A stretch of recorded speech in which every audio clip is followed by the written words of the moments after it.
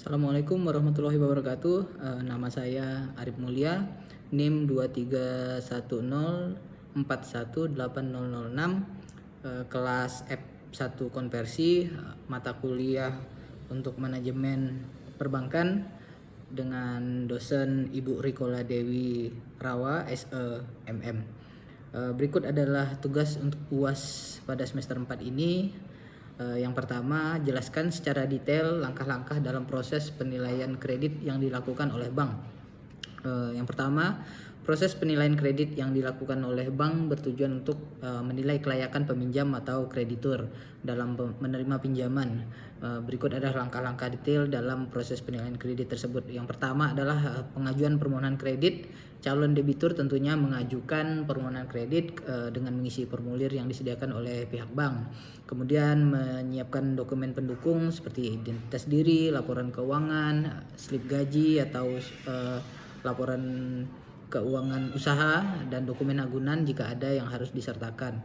Yang kedua, verifikasi awal atau wawancara dari petugas kredit kepada pemohon.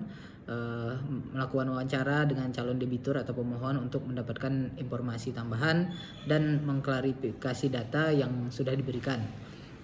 Yang ketiga adalah analisis kredit yang dilakukan oleh petugas bank. Analisis ada terbagi dua, yaitu analisis kuantitatif, evaluasi laporan keuangan calon debitur untuk menilai kondisi keuangan, kemampuan membayar, rasio keuangan, dan tren keuangan.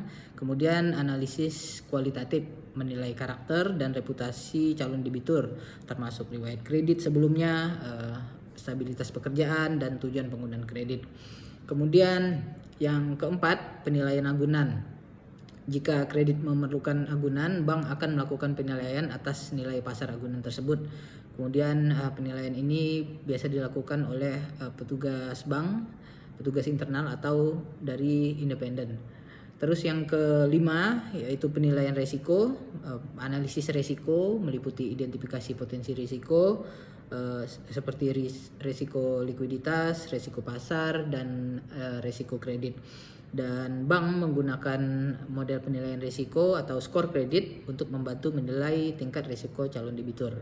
Dan yang keenam adalah keputusan kredit. Keputusan kredit ini dari komite kredit atau pejabat yang berwenang meninjau hasil analisis dan memberikan keputusan akhir mengenai permohonan kredit.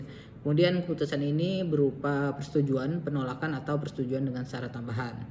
Yang selanjutnya nomor 7, pemberitahuan keputusan. Pihak bank atau petugas bank memberitahukan kepada calon debitur tentang keputusan kredit. Jika disetujui, bank akan memberikan surat persetujuan kredit yang mencantumkan jumlah suku bunga, tenor, dan ketentuan lainnya.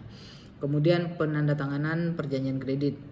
Calon debitur atau calon peminjam yang setuju dengan syarat dan ketentuan akan menandatangani perjanjian kredit. Kemudian dokumen penjaminan juga akan ditandatangani dan diserahkan kepada bank. Yang kesembilan adalah pencairan kredit. Setelah semua dokumen ditandatangani dan syarat-syarat dipenuhi, pihak bank akan melakukan pencairan dana kepada debitur. Pencairan bisa dilakukan secara sekaligus atau bertahap sesuai dengan jenis kredit atau kesepakatan di awal. Dan monitoring, nomor 10, monitoring dan evaluasi kredit setelah pencairan. Yang pasti bank akan terus memantau kondisi keuangan dan kepatuhan debitur dalam membayar angsuran. Jika terjadi keterlambatan atau gagal bayar, bank akan melakukan tindakan penagihan dan mungkin menyita agunan jika tidak dilakukan pembayaran atau kredit uang prestasi jika diperlukan. Dan yang terakhir, penyelesaian kredit. Setelah seluruh agunan terbayar, bank akan memberikan surat pelunasan kepada debitur. Kemudian dokumen jaminan yang dipegang oleh bank atau agunan akan dikembalikan kepada debitur. Proses penilaian kredit ini akan dilakukan dengan cermat untuk memastikan bahwa bank mengambil keputusan yang bijak dan meminimalkan risiko kredit macet. Kemudian soal kedua, apa perbedaan antara kredit jangka pendek, kredit jangka menengah, dan kredit jangka panjang?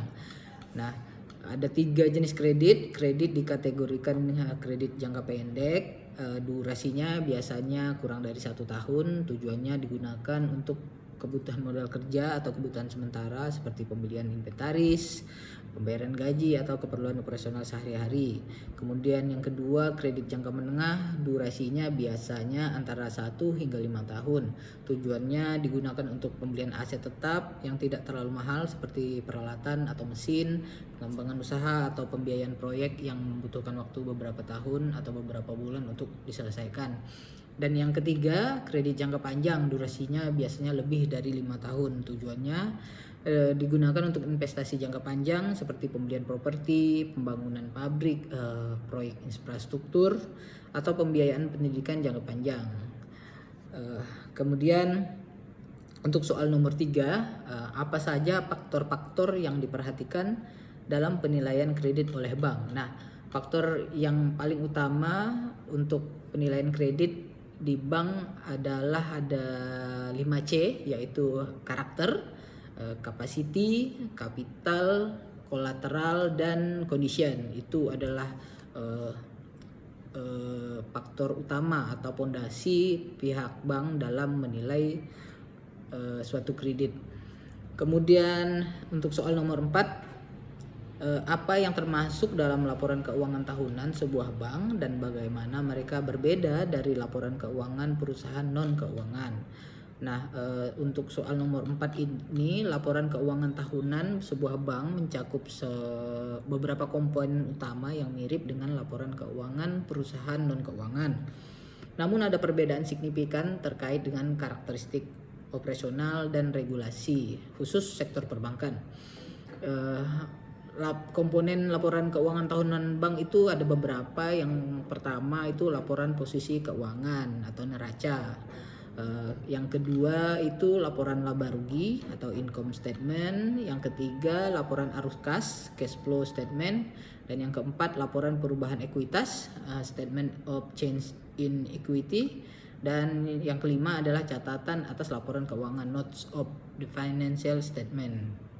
Nah, perbedaan dengan laporan keuangan perusahaan non keuangan itu adalah struktur aset dan kewajiban, kemudian pendapatan dan beban, regulasi dan kepatuhan, laporan risiko, aset likuid dan pinjaman. Dengan demikian, meskipun bank dan perusahaan non keuangan menyusun laporan keuangan tahunan dengan komponen yang serupa, perbedaan utama terletak pada jenis aset dan kewajiban, sumber pendapatan dan beban, serta kebutuhan regulasi dan pelaporan tambahan yang spesifik untuk industri perbankan. Selanjutnya untuk soal yang kelima, A, apa yang saudara ketahui tentang standar pelayanan pada sebuah bank? Sebutkan dan jelaskan.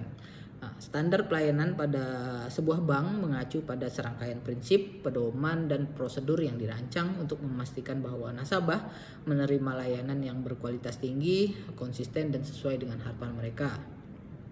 Standar ini mencakup berbagai aspek operasional dan interaksi dengan nasabah yang bertujuan untuk meningkatkan kepuasan nasabah, efisiensi operasional, dan reputasi bank.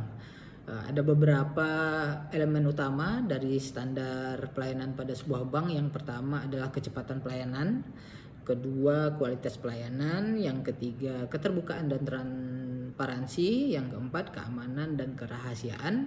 Kemudian yang kelima kemudahan akses, yang keenam itu kepatuhan terhadap regulasi, ketujuh penanganan keluhan nasabah, nah ini sangat penting. Terus yang 8 kebijakan inklusi keuangan, 9 pelatihan dan pengembangan staf, dan yang terakhir 10 evaluasi dan peningkatan layanan. Dengan menerapkan standar pelayanan ini, bank dapat memastikan bahwa mereka memberikan pengalaman yang positif dan memuaskan bagi nasabah sekaligus menjaga integritas dan reputasi mereka di pasar. Kemudian untuk soal yang ke-5B adalah bank seperti apa yang menurut saudara sesuai dengan standar pelayanan tersebut. Banyak ya yang pasti bank BUMN seperti BRI, BNI, Mandiri itu menerapkan pelayanan seperti tersebut, atau bank swasta, BCA, Bukopin, kemudian Bank Mega, banyak bank yang ada di Indonesia.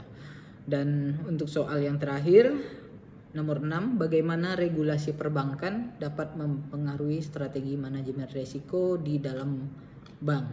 Nah, untuk yang nomor 6, Regulasi perbankan memiliki pengaruh signifikan terhadap strategi manajemen risiko di dalam bank. Regulasi ini diterapkan oleh otoritas pengawas keuangan dan dirancang untuk memastikan stabilitas sistem keuangan, melindungi nasabah, dan mendorong praktik perbankan yang sehat. Berikut adalah cara regulasi perbankan mempengaruhi strategi manajemen risiko di bank. Yang pertama, kepatuhan terhadap persyaratan modal atau capital adequacy requirement. Kemudian yang kedua itu manajemen likuiditas. Yang ketiga manajemen risiko kredit. Kemudian yang keempat manajemen risiko pasar. Yang kelima manajemen risiko operasional. Dan yang keenam kepatuhan anti pencucian uang atau anti money laundry. Dan KYC atau KYC, Know Your Customer. Dan ketujuh itu pengungkapan dan transparansi. Yang terakhir yang kedelapan adalah pengawasan dan audit internal maupun eksternal. Nah, dengan adanya regulasi perbankan yang ketat, bank harus mengadopsi strategi manajemen risiko yang holistik dan proaktif. Hal ini mencakup peningkatan modal, pengelolaan likuiditas yang hati-hati, penilaian risiko kredit yang mendalam, pemantauan risiko pasar secara berkelanjutan, dan penguatan pengendalian internal serta kepatuhan terhadap regulasi. Semua langkah ini bertujuan untuk memastikan stabilitas keuangan bank dan melindungi kepentingan nasabah serta sistem keuangan secara keseluruhan. Demikian jawaban tugas UAS semester 4 untuk mata kuliah Manajemen Perbankan dari saya. Nama saya Arif Mulya. Terima kasih.